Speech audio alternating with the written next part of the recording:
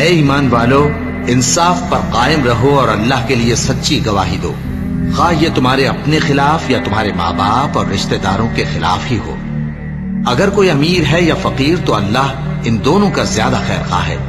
بس تم خواہش نفس کے پیچھے چل کر عدل کو نہ چھوڑ دینا۔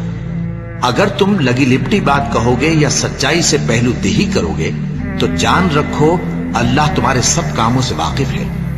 مومنو، اللہ پر اور اس کے رسول پر اور جو کتاب اس نے اپنے اس پیغمبر پر نازل کی ہے اور جو کتابیں اس سے پہلے نازل کی تھیں سب پر ایمان رکھو،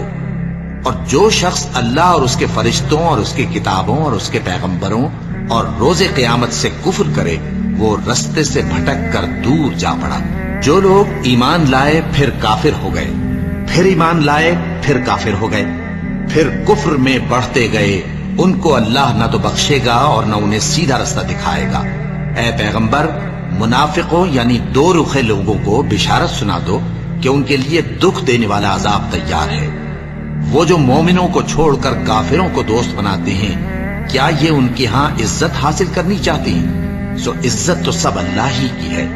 اور اللہ نے تم مومنوں پر اپنی کتاب میں یہ حکم نازل فرمایا ہے کہ جب تم کہیں سنو کہ اللہ کی آیتوں سے انکار ہو رہا ہے اور ان کی ہنسی اڑائی جا رہی ہے تو جب تک وہ لوگ اور باتیں نہ کرنے لگیں ان کے پاس مت بیٹھو، ورنہ تم بھی انہی جیسے شمار ہوگے۔ کچھ شک نہیں کہ اللہ منافقوں اور کافروں سب کو دوزخ میں اکٹھا کرنے والا ہے جو تم کو دیکھتے رہتے ہیں۔ پھر اگر اللہ کی طرف سے تم کو فتح ملے تو کہتے ہیں کیا ہم تمہارے ساتھ نہ تھے، اور اگر کافروں کو فتح نصیب ہو تو ان سے کہتے ہیں کہ کیا ہم تم پر غالب نہیں تھے اور تم کو مسلمانوں کے ہاتھ سے بچایا نہیں۔